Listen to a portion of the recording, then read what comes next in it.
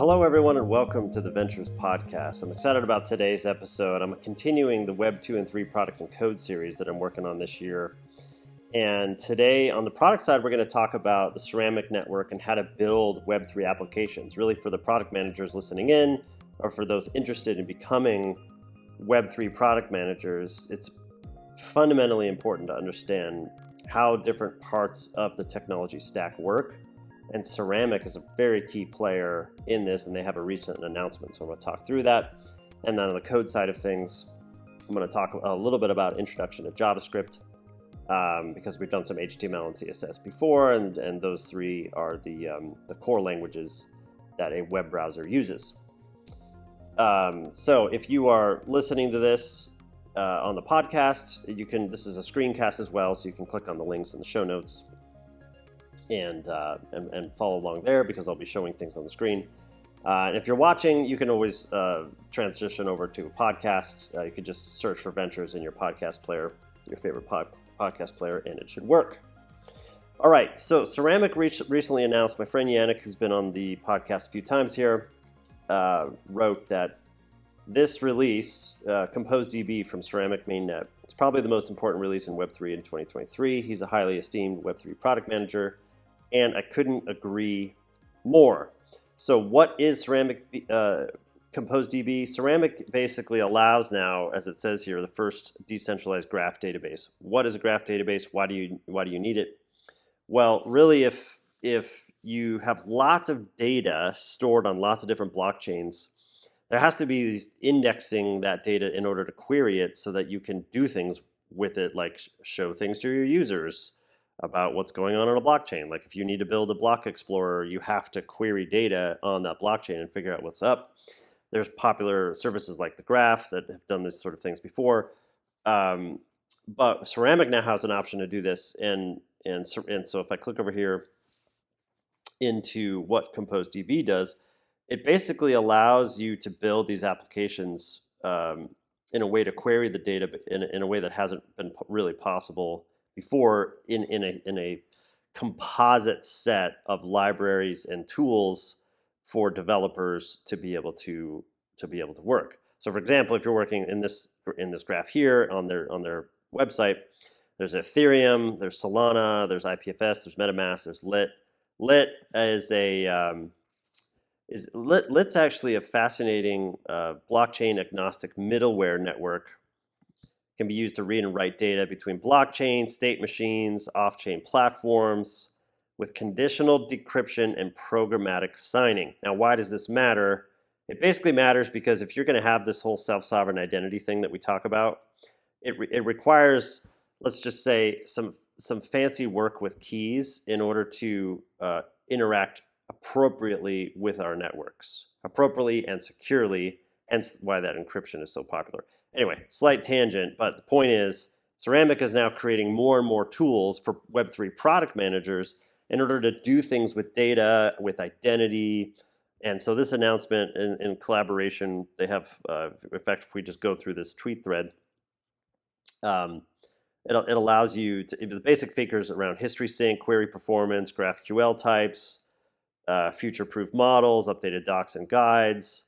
They have they're using Gitcoin Passport here as a mechanism to actually, is this Gitcoin Passport?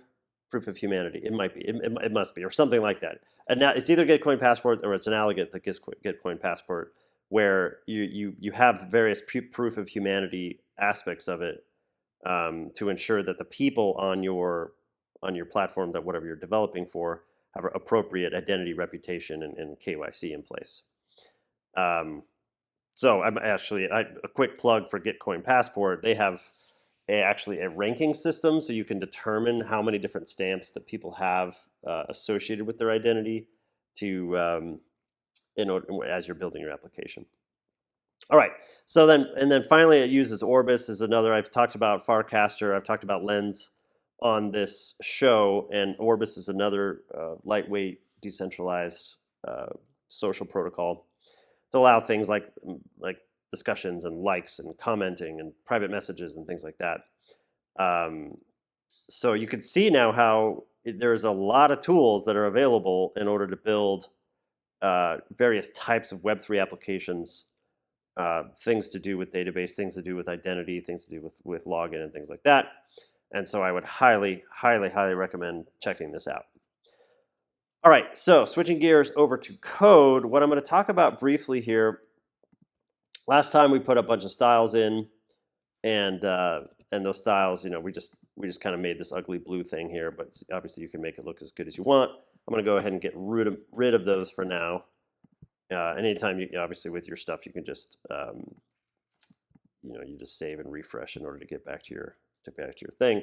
And we're going to introduce JavaScript. So JavaScript, you could just put this quick little script tag in. And JavaScript, a lot of JavaScript comes down to this object called document. Document is the DOM, the document object model.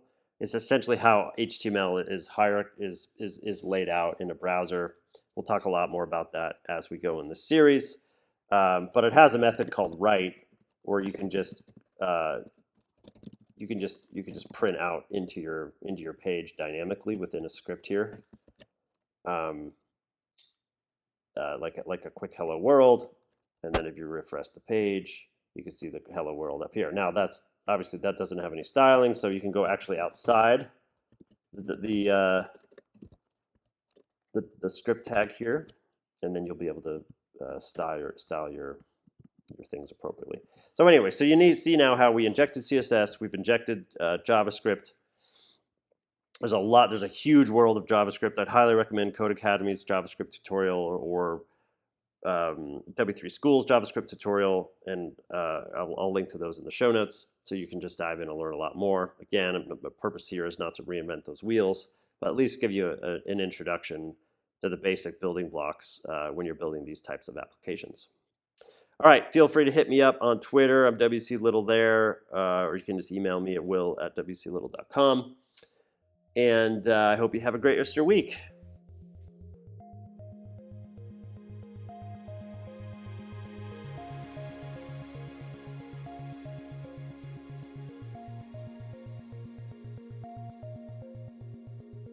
All right, a couple quick things before you go. Number one, I have a general newsletter where I write about technology and startups and health science and teaching people to code. And I write about a variety of different subjects that we talk about on this show. So if you go to wclittle.com, there you'll be able to subscribe, and you'll also be able to subscribe to particular topics. If you're just interested in one or a few of them, you'll be notified right when I publish new content in those areas. Number two, my partners and I at Proto Ventures have a portfolio company called Startup Rocket. If you go to startuprocket.com, there you'll be able to receive coaching guides and customize an operations framework for you and your team and your advisors to be on the same page in terms of what is the appropriate next step for you and your entrepreneurial journey. And finally, if you wouldn't mind leaving a review anywhere that you have listened to this podcast or watched this podcast, it'd be super helpful to help those who might be interested in consuming this content as well. Thank you.